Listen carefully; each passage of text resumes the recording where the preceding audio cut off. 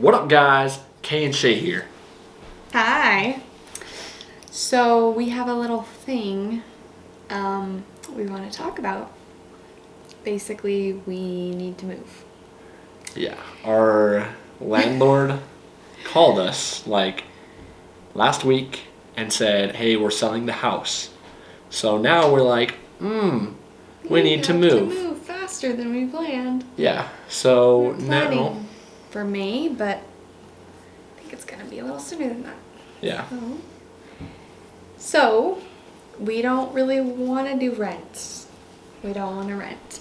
We want to move forward into our dreams faster. So we have been thinking what our end goal is. Our end goal is what? End goal. To... Property. Oh. Yeah, the Build three a things. house. The question is, what order? How do we get there? Right? Mm-hmm. Correct. And how do we not go into a ton of debt?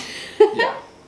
I guess just to set the stage a little bit, if I can. We're like pretty big Dave Ramsey followers, so we're like super against debt and whatnot. So we are trying to decide what we're gonna do. So we just want to say that just to set the stage. And if you're a Dave Ramsey hater or whatever, I don't care. Turn off our video. I don't care. But regardless, in this video, we're just gonna talk about what we're gonna do. Like Kelsey said, like, are we gonna go get a property, a tiny home, or a house? So we'll talk about that and where our thought process is.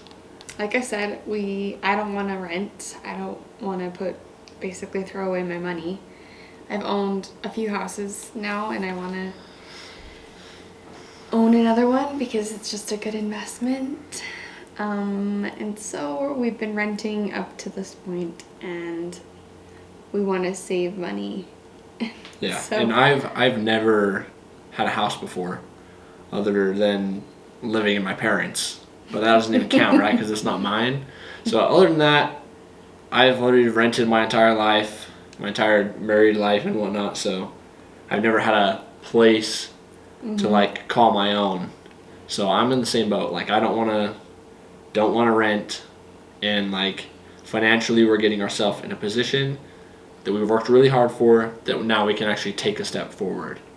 So we're just kind of, yeah, it's been, okay, so we have 3 kids, and Bradshaw, we only get every other weekend, and we have a newborn and a 4-year-old. So newborn, 3-year-old, and 4-year-old. And living in a tiny house seems probably to most people would be really crazy, but we are really considering it because I love the idea of simplifying life and getting rid of things to focus on experience and life, and also to be outside more. And we really like our kids being outside, and so we really like the idea, but we have to go, in order to go look at a tiny house and like get a feel for how big it is and what it would be like, we have to get pre-qualified. And which is turning into a bit of an issue here. Okay, typically that would not be a big deal for us. It's not like we're not like struggling financially, and we're not in debt, but we live differently than most people, and we do not have credit cards. And that comes from the Dave Ramsey stuff, but it's because, why? Mr. Finance Lover. Mr. Dave Ramsey. He's obsessed every day listening to Dave Ramsey. Well, the reason it's like that is because we don't want to live like most other people, because a lot of other people out there do what they want, and like just we all have that like little kid inside, and that little kid always wants to just like spend and buy stuff that we don't necessarily need. So I don't know, just our way of doing this and like kind of making our lives go the way we want it. It's just because we don't want that in our, like we I don't know. I just want to go against the grain, and I feel like it's a good thing that we are going against the grain. It's empowering to have enough for what you desire to buy. instead of buying what you can't afford. And then you get, it's just, it takes away from your own power and you don't even realize it, but it's draining you somewhere in your energy and in your life. And so we don't want to live like that. And I think part of that and managing your money is just managing your life better. Like, I feel like as we focus on finance and managing that better, I feel like I have more power and energy and control of my life. And so that's part of that too, the thinking behind it. But basically with the tiny home, they require a credit card score. And so we have a few things going on, because I cut up my credit card in like December. Probably, yeah. And so I don't necessarily have a bad credit score. I just haven't used it for probably 6 months, actually. I've only used my debit card. So the hard thing is most banks don't do manual underwriting for loans. It's kind of hard to find a lender right now, but I think we'll figure it out. Yeah, and we'll see if the tiny house is right, because all that I really want to do is go walk inside of one so I can see get the feel for what it would be like for us. And we have like specific needs we need for our kids and making it as comfortable as we can. And that's why I feel like we're leaning towards the tiny home is because it's cheaper and it gets us out of renting, and it'd be so much, I don't know, it'd be really convenient for all of us. Convenient and crazy. Convenient and crazy, but we had talked a lot in the past couple months about it, and we want, to bounce off what Kelsey said, we want to be more living in the moment and living for experience rather than for things, because we realized with this past Christmas and birthdays that our kids got so spoiled and got so much stuff, not from us but also from family and grandparents, great grandparents. They have a lot of. They got so many toys that really loved. Yeah, it's which so. is not a bad thing. Yeah, it's just overwhelming. Yeah, it's overwhelming with all the toys. Kids don't even They don't play with half of them.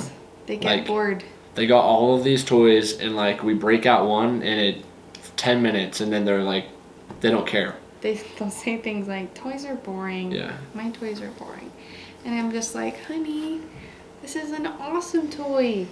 So we just want to have less, so they can really love those things more, because it seems like when there's too much, they just are bored. Yep. And they also are not as creative. We want to teach them to be creative, and that we can have fun with all doing whatever we want. We can just use our imaginations. And anyways, so the tiny house thing, there's a few things, right? We are thinking long term. We would like to build our own house, and so we don't want to live in a tiny house forever, but we want to have our own house and build it. So some people will buy a camper and they'll live in a camper while they're building, but we don't like that idea, because it's the same price as a tiny house, and we eventually would like to do an Airbnb rental. Yeah. So our thinking is this: we'd like to get property to build a house, but the problem is, because of our landlords that we mentioned earlier and how they're selling this house, we have to move and we don't have nowhere to go. We don't want to sign another contract with some other place in rent. So our thinking is, we get a tiny house now, we live in it we haven't even talked about how long, but that doesn't matter. We'll survive it. We'll be okay. But then eventually, yes, we will get a property, or we will buy a house that's already on property. And flip it, probably. Yeah. And then our ultimate goal is to have that tiny home. So either we'll have it for us, where we can, if we want to, I know family and stuff takes campers to go camping and whatnot. I don't think necessarily we'll take our tiny home to out in the woods and camp in it, but who knows? Yeah, we could, but our thinking is we have it and we live in it for now. when we do eventually get a house, then we can Airbnb that tiny home on our property wherever we're at and just make some extra money. So Yeah. that's our thinking. We're like, might as well get a tiny home now versus getting a buying, because we could honestly afford to get a tiny home right now, or we could afford to get a property right now. And so we're like, out of those two, it makes more sense to go with a tiny home. That way we can live in it. And also, we really want to be sure about what property we're getting. Yes. So, like, yeah, that's just another factor. And also, we have lots of things happening that are making it a question mark as to where that property will be.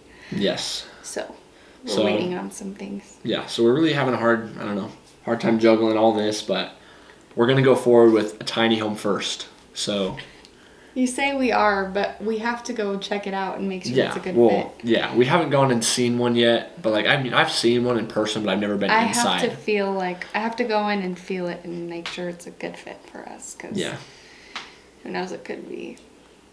Yeah, we just aren't positive, you know.